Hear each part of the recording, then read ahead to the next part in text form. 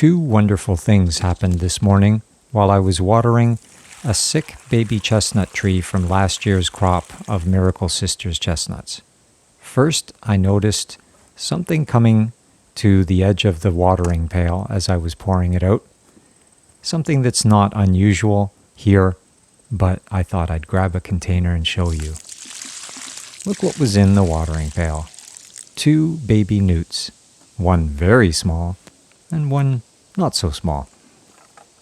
This is not uncommon here because the pond is loaded with newts and salamanders too, which may seem kind of surprising because that pond is just so loaded with frogs. There's gotta be a reason, right?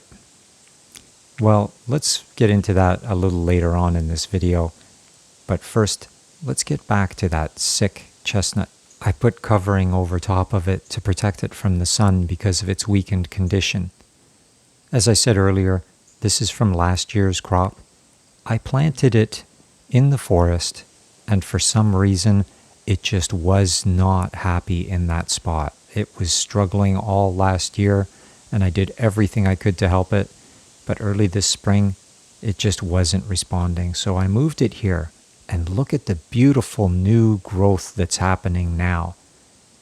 I just transplanted this a couple of weeks ago. And you can see here on the existing leaves, they're turning brown and dying.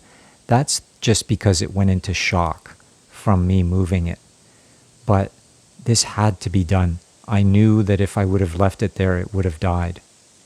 Sometimes things just don't go well in a spot where these are planted.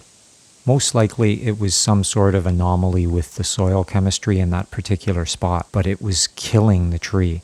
In fact, look here at the terminal bud. The leader was completely dead.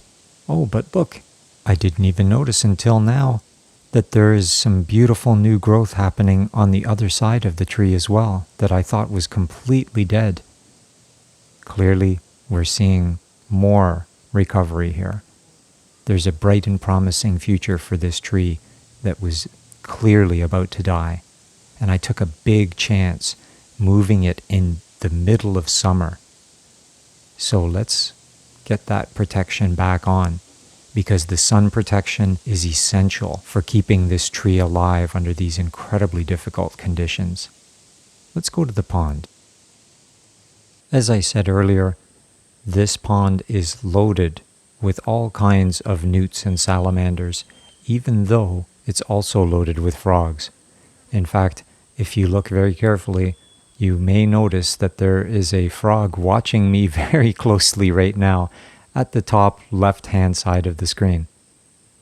The bullfrogs love to hang out in the huge lily pads, but there's frogs all throughout the pond, even here in the thick of things with all of this wild rice. I'm trying to grow as much wild rice as possible so that it will become a staple part of my diet here.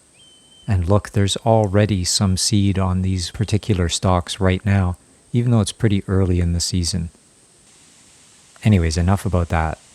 Let's get these babies back into the pond where they'll be safe, hiding out in the greenery. This is the way that it is here. It's the balance of nature. And there's definitely lots of salamanders and newts in here under the watchful gaze of the bullfrogs on the lily pads.